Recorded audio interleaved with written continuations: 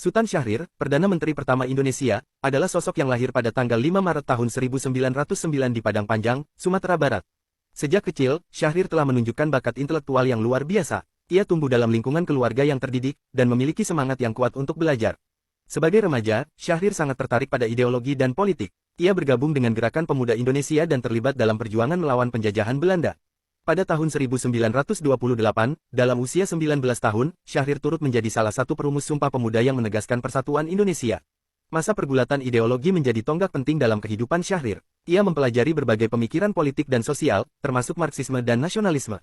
Keyakinannya akan kemerdekaan Indonesia yang demokratis membawanya bergabung dengan Partai Sosialis Indonesia (PSI) pada tahun 1931. Pada tahun 1945, setelah proklamasi kemerdekaan, Syahrir ditunjuk sebagai Perdana Menteri pertama Indonesia.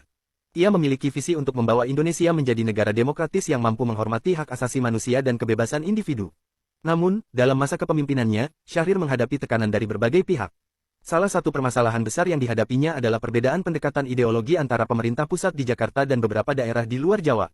Kelompok-kelompok di luar Jawa, seperti di Sumatera dan Sulawesi, menginginkan bentuk negara kesatuan yang lebih sentralistik. Pada tahun 1949, dengan meningkatnya ketegangan antara pemerintah pusat dan daerah-daerah, Syahrir mengundurkan diri sebagai Perdana Menteri.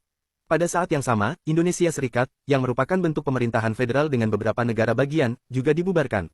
Keputusan untuk membubarkan Indonesia Serikat didasarkan pada kekhawatiran akan memanasnya konflik dan potensi pecahnya perang saudara.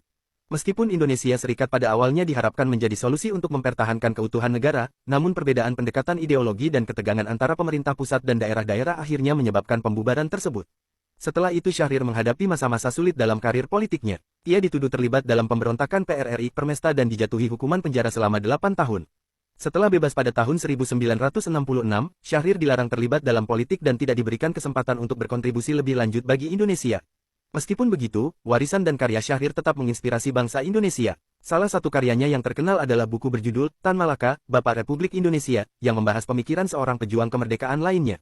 Ia juga dikenal sebagai penulis yang produktif dan pemikir yang tajam. Pada akhirnya, Sultan Syahrir wafat pada tanggal 9 April tahun 1966 di Zurich, Swiss. Meskipun beliau tersingkir dari politik pada akhir hayatnya, ia tetap diingat sebagai salah satu pemimpin terkemuka Indonesia yang berjuang untuk kemerdekaan dan demokrasi. Warisannya dalam memperjuangkan persatuan, kebebasan, dan keadilan terus menginspirasi generasi-generasi berikutnya.